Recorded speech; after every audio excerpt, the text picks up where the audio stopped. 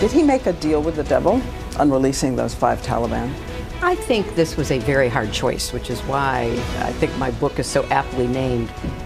If you look at what the factors were going into the decision, of course there are competing interests and values. I mean, one of our values is we bring everybody home off the battlefield the best we can. It doesn't matter how they ended up in a prisoner of war situation.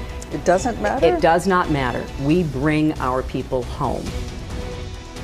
Let's talk about all this now on the Roundtable. Bo Bergdahl and Hillary Clinton. We are joined by Republican Congressman Tom Cole, Alicia Menendez, the host of AM Tonight on our sister network Fusion.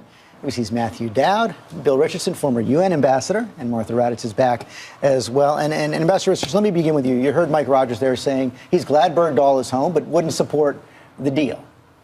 Well, I think the president did the right thing. I know it's controversial. It was a prisoner swap at a time that we're winding down a war.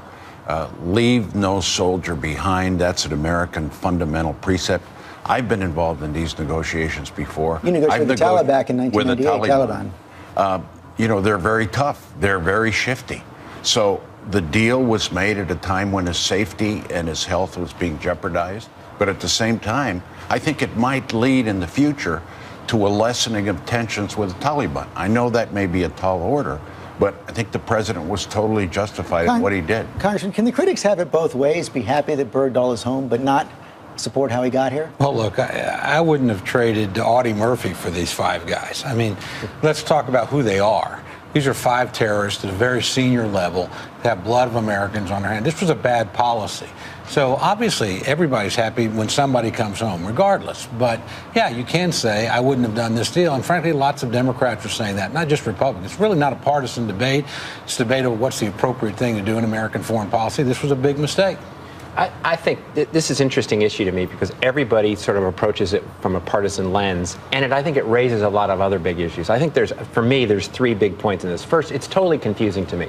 Here's a guy that we would have sent and risked his life in order to kill or capture these saved 5 men. But in order to get him back, we're willing to give him back to the enemy at a time when we're in the midst of a war, in the midst of a conflict with a very fragmented and diffuse enemy, and we're releasing 5 of them into combat. The second big issue is this raises all kind of concerns of, first, why were we in Iraq and Afghanistan to begin with, and why we're risking our men and women's lives in those wars that seem to have no real outcome on it? And second, as Byron Pitts went, here we have Guantanamo Bay, which is there's all kinds of human rights signals and human rights violations in the middle of this. So these prisoners have seen no justice, no fair process, and they're not even appealed in the Geneva Convention. And finally, 3, and from a political perspective on this, the White House administration has totally mismanaged this. The president and Susan Rice stood up there like this was Saving Private Ryan, and it turns out it's the gang that couldn't shoot straight.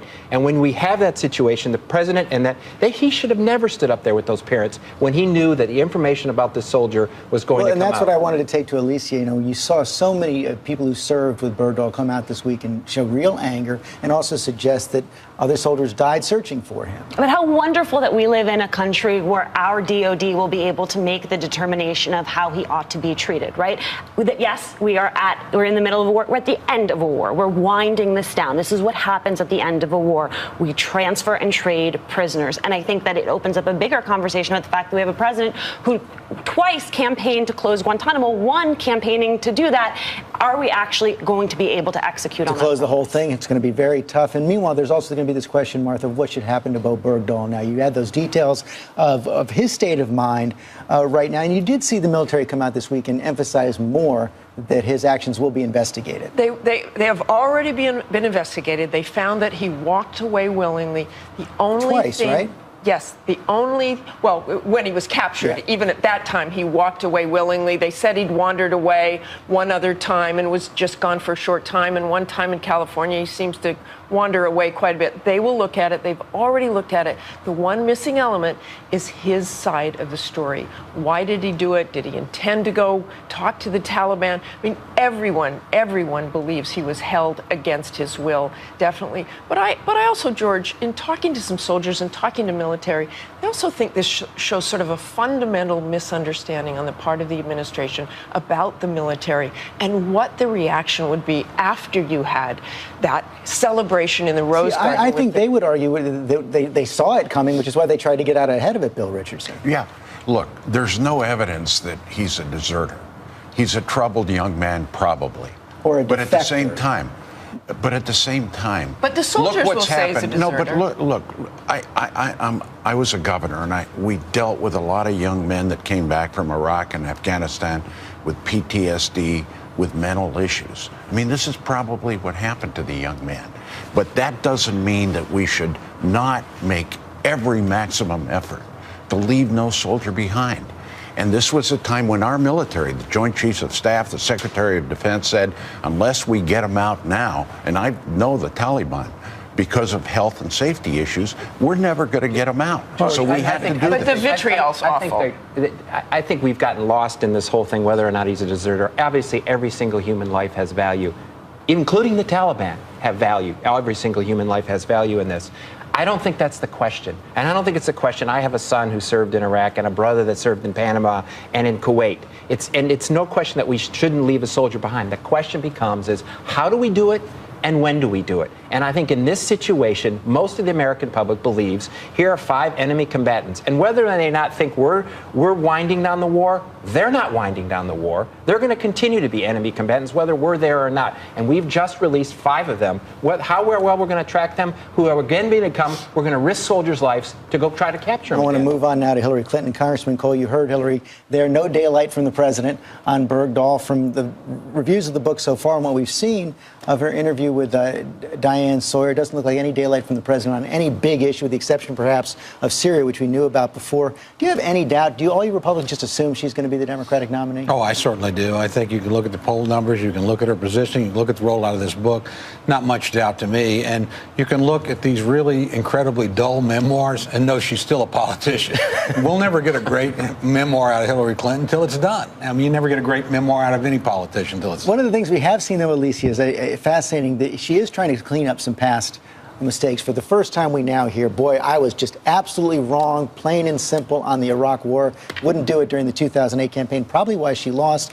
And also in the book and in the interview as well, a lot more emphasis on her softer side, which she also didn't do in the 2007-2008 campaign. Right, and on top of that, we see her building the case for her time as Secretary of State, saying, I have accomplishments I can point to in Iran, in Gaza, in China, reclaiming America's place in the world. What she's going to have to do next, though, is build an economic narrative that she can sell to Americans that actually get them excited about the possibility of her being president. I was a big believer, and I know you and I have had this conversation, that there was still a really good chance she wasn't going to run, that she still was not sure about that. After watching that interview and after watching this book roll out, there's very little possibility that she's going to run in the course of this. I think the big question mark in this memoir that came to me is she knows the difficult balance she has is what does she do with President Obama? Because she's projecting forward that President Obama is going to be an unpopular president, and getting a third term of in the Democratic Party after that is going to be very, very hard. And watching how she wrote this book, well, she mentions disagreements, but oh, by the way, I supported the president even though I disagreed with him. That's her biggest balancing act over the next year and a half. How does she handle President Obama? The other thing she's going to have to do is have ideas for the future, particularly on the economy, Bill Richardson. And we've seen one of your fellow former governors, Brian Schweitzer, out there talking about we can't have a candidate who's for the corporate wing of the Democratic Party. And even in our poll, it shows that most Democrats, even though they support Hillary Clinton, want a contest. Well, you know that the Clintons don't confide in me, but I will say. Because you endorsed Barack Obama earlier. Yeah. But I do think this poll shows tremendous support nationally, bipartisan for her. Number 2, she was a good Secretary of State. Now, if I'm a primary candidate like Governor Schweitzer, who, by the way, is a very good guy, you run on her left, that she's too close to Wall Street. But if this poll is measured, she has the support of every faction of the Democratic Party, the moderate faction, the business faction, the environmental faction, the progressive faction. And she's going to be very hard to beat. And lastly, on the loyalty issue, she showed her statesmanlike view that she would support the president on this Bergdahl issue and many other issues. And Martha, you covered her tenure as Secretary of State quite closely. How about the issue that Matt raised? Did you see any other places where she might try to open up more differences from the president down the road?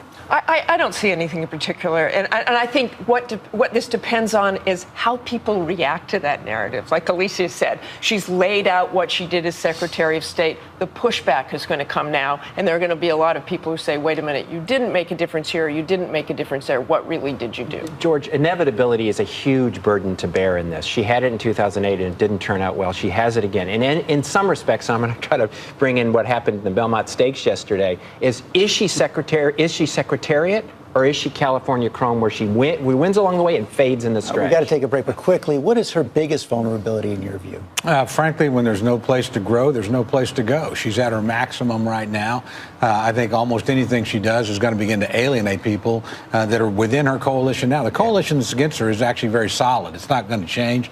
The people poll the same way. So I think as a long campaign is very much not to her advantage. Yeah, which is why she's trying to put it off. The best day of her campaign is the day before she announces.